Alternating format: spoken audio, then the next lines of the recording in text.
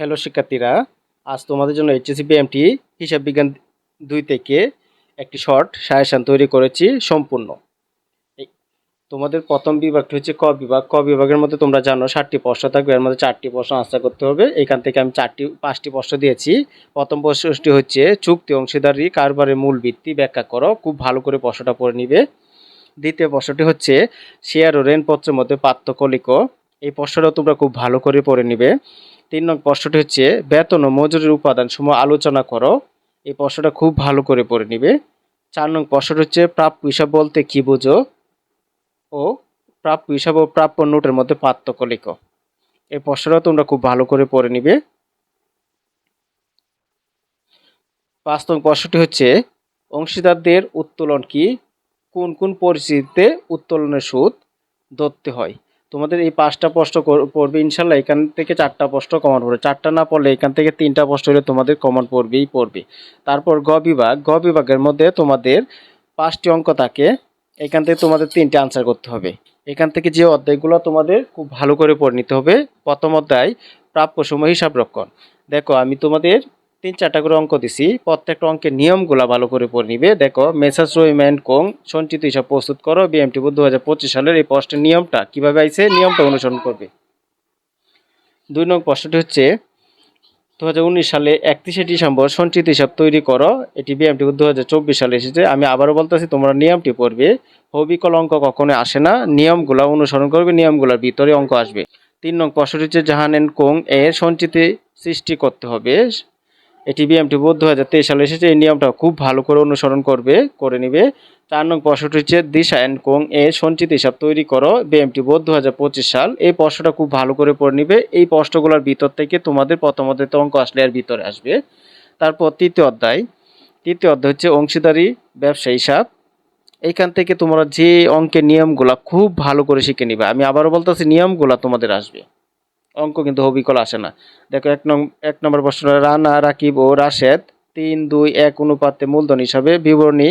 এটি দেখো বিএমটি 2025 সালে এসেছে। এই নিয়মটা ভালো করে পড়ে নিবে। 2 নং প্রশ্ন হচ্ছে আদিব ও সাবরিন 2020 সালে অংশীদারদের মূলধন হিসাব বিএমটি 2024 সালে এসেছে। এই প্রশ্নটি খুব ভালো করে পড়ে নিবে। 4 নং প্রশ্নটি হচ্ছে তাজমিয়া সামিয়া অংশীদারদের মূলধন হিসাব। এটি বিএমটি 2023 সালে এসেছে। এই প্রশ্নের নিয়মটা খুব ভালো করে পড়ে নিবে। 4 নং প্রশ্নটি হচ্ছে 2022 সালে 1 জানুয়ারি অংশীদারদের চলতি হিসাব। এটি বিএমটি 2023 সালে এসেছে। এই নিয়মটা খুব ভালো করে পড়ে নিবে। আমি আবারও বলতেছি, নিয়মগুলো কিন্তু আসবে, তোমাদের অঙ্ক হবিকল আসে না। 5 নং প্রশ্নটি হচ্ছে রীতা মিতা ও চৈতি একটি অংশীদারদের চলতি হিসাব। এটি বিএমটি 2021 সালে এসেছে।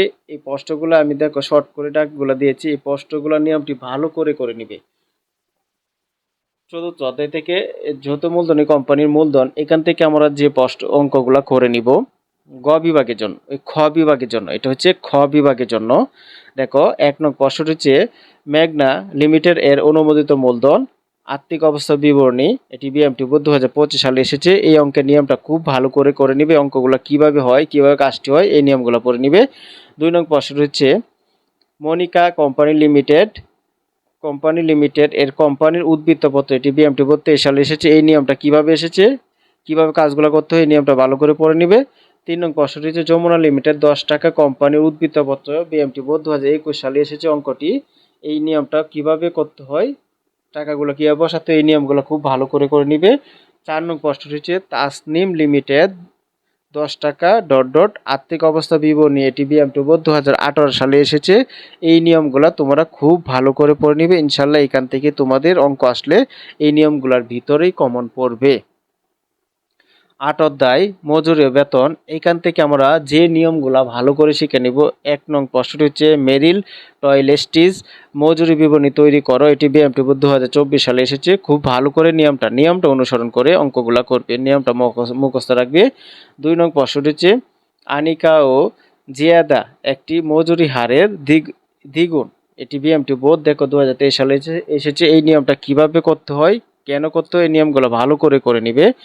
3 নং প্রশ্নটি হচ্ছে 2021 সালে ফেব্রুয়ারি মাসে মজুরি তালিকা প্রস্তুত করো। এটি বিএমটি 2022 সালে এসেছে। এই নিয়মগুলো কিভাবে এসেছে, কিভাবে কাজগুলো করতে হয়, ভালো করে নিয়মগুলো করে নিবে।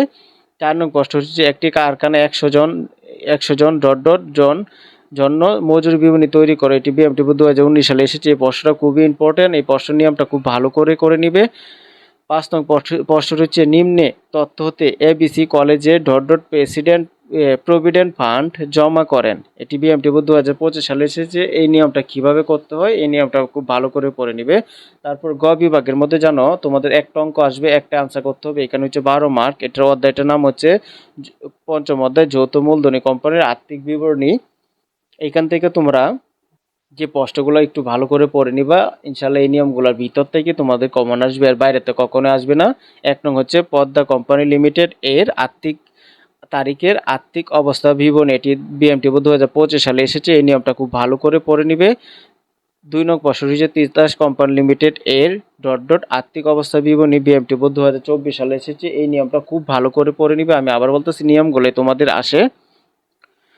তারপরে 3 নং প্রশ্ন হচ্ছে নন্দিতা কোম্পানি লিমিটেড এর আর্থিক অবস্থা বিবরণী। এটি বিএমটিবি 2023 সালে এসেছে। এই প্রশ্নের নিয়মটা খুব ভালো করে পড়ে নিবে। আমি আবারও বলতেছি নিয়মগুলো আসবে, হবিকল অঙ্ক আসবে না।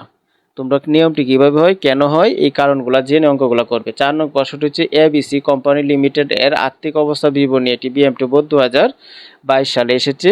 আমি আবারও বলতেছি এই নিয়মগুলো তোমরা পড়বে। অঙ্কগুলো প্রত্যেকটা নিয়ম কিভাবে কাজগুলো হয় এই নিয়মগুলো অবশ্যই মুখস্থ রাখতে হবে, তাইলে অঙ্কগুলো পারবে।